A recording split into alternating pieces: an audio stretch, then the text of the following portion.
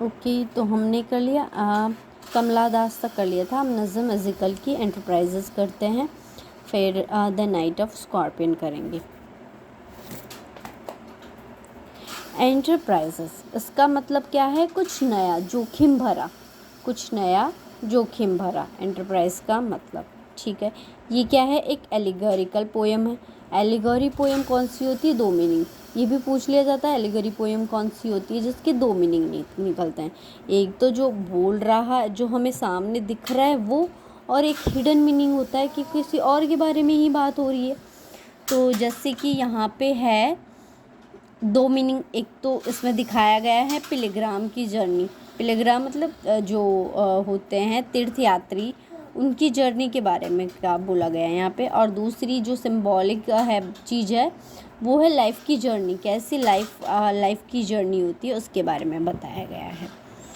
ठीक है, तो ये हमें याद करना है। द अनफिनिश्ड मैन में ये पब्लिश हुई है 1960 में। एक ये वाला पॉइंट याद करना है। तो ये तो है जो मेन पॉइंट हमें याद करने हैं एग्ज़ाम के लिए।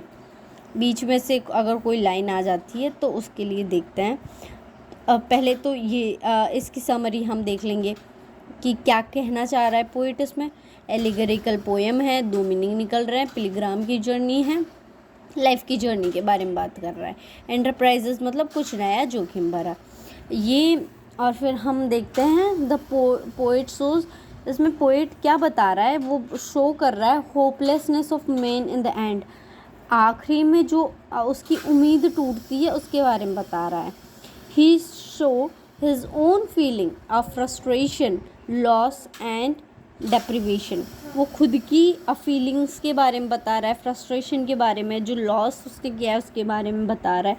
Number of people started their journey with hope, जो भी यहाँ इस पोएम में भी पता है सारे लोग जो जर्नी स्टार्ट कर रहे थे तब उनमें क्या था? जॉय भरा हुआ था, एक उम्मीद थी, एक खुशी थी। तो जॉय के साथ इन्होंने ये जर्नी स्टार्ट की थी। बट एट द एंड वो क्या करेंगे? एट द एंड वो होप जो उनके अंदर कॉन्फिडेंस था वो सब ख़त्म हो जाएगा। वो danger and difficulties but ends in failure, वो सब कुछ करेंगे बट एंड में क्या होगा? फेलियर मिलेगा। जैसे हम अपनी लाइफ की जर्नी में कुछ अचीव करना चाहते हैं, कुछ कर रहे हैं, पर एंडिंग में क्या हो जाता है? जो हम चाहते हैं वो नहीं मिल पाता है। फिर मिल भी गया तो पता ही नहीं चलता कि हम किस लिए कर रहे थे ये सब। तो उसके बारे में बताया है। तो पोएम की स्टार्टिंग लाइन हमें देखनी है। हर पोएम की स्टार्टिंग लाइन अगर याद रहे, थोड़ा ध्यान में रहे, अगर पूछ लिया जाए तो ज़्यादातर स्टार्टिंग लाइन पूछी जाती है, या तो कुछ जो इम्पॉर्टेंट है इनमें, जो पूरी थीम उस लाइन में पूरी थीम के बारे में पता चल जाए पोएम की, में वो पूछी जाती है। Started as a pilgrim, exalting mind and making all the burden light.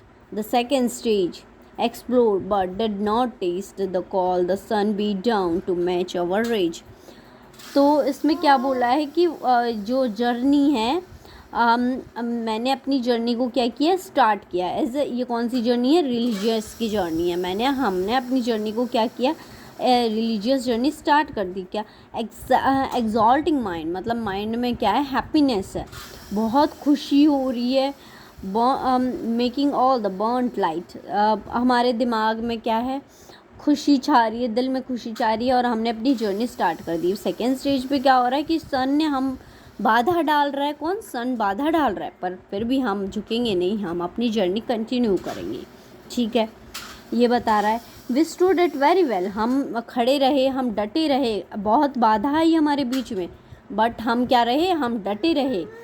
Very well, I thought, observe and put down copious notes on things the peasants sold and bought, the way of a serpent and goats, 3 cities were sage had taught. तो इसमें क्या कहा है कि वही journey के बारे में बता रहा है कि कैसे सब जगह हम जा रहे हैं, कैसे एक एक चीज़ हमें कुछ सिखा रही है, हम हर चीज़ को ऑब्ज़र्व कर रहे हैं। अब कुछ जो सेजेस है वो बता रहे हैं, 3 मिले हैं, वो फालतू बातें हमें कुछ बता रहे हैं बट जिनका कोई सेंस नहीं है।